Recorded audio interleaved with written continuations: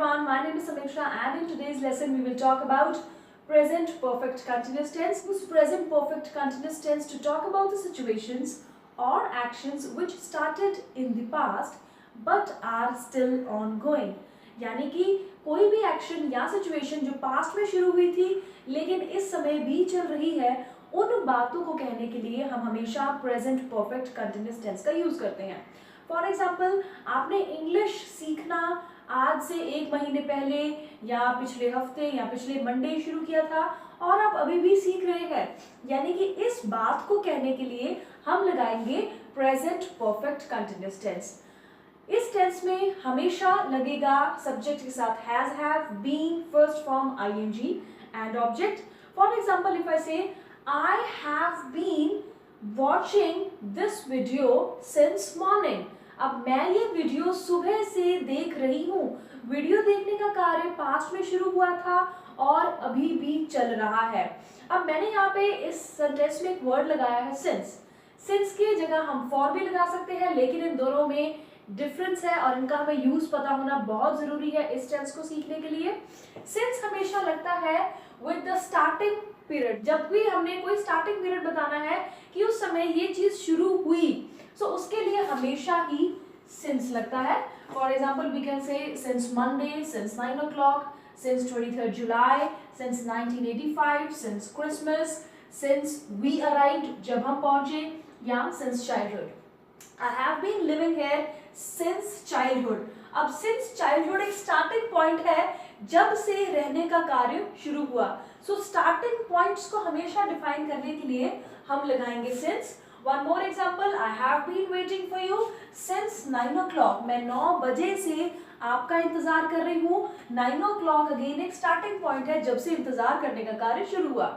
लेकिन on the contrary, for is used for a period of time.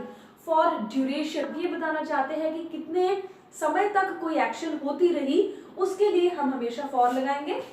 For example, हम कह सकते हैं I have been learning English for a month. 1 महीने से.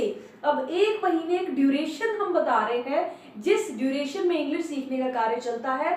देन इसी तरह 3 days हो सकता है, for an hour, for 10 minutes, for 2 hours, for a week, for 5 years. इस तरह से हम फॉर का यूज कर सकते हैं. Let's have a look at the examples. I have been living here for 2 years. Now this is the duration which I'm talking about. इसलिए यहाँ पर लगा है for. 2 साल की ड्यूरेशन है जब से मैं यहाँ पर रह रही हूँ.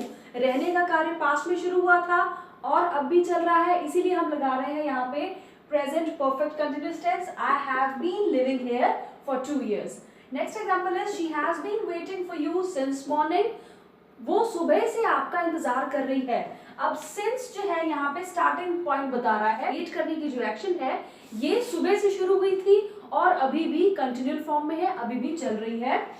They have been watching TV for an hour. वो 1 घंटे से टीवी देख रहे हैं. अगेन एक ड्यूरेशन जो है बताई जा रही है, दैट इज 1 hour.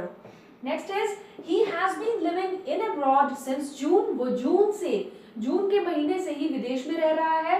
ये एक स्टार्टिंग पॉइंट है जब से रहने का कार्य शुरू हुआ था और अभी भी ये एक्शन जो है कंटिन्यूअल फॉर्म में ही चल रही है.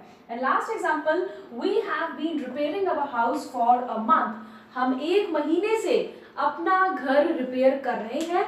अब मैं आपसे कुछ एग्जांपल्स साथ में पूछूंगी, आप साथ साथ में सोचते रहिए कि आपको वो उनका आंसर पता है या नहीं. साथ साथ में मैं भी आंसर्स बताती रहूंगी. वह सुबह से अपना समय बर्बाद कर रहा है. He has been wasting his time since morning. मैं 2 महीने से एग्जाम की तैयारी कर रही हूँ. I have been preparing for the exam for 2 months. हम आए हैं, बच्चा रो रहा है. The child has been crying since we arrived. सुबह से खेल रहा है. The child has been playing since morning.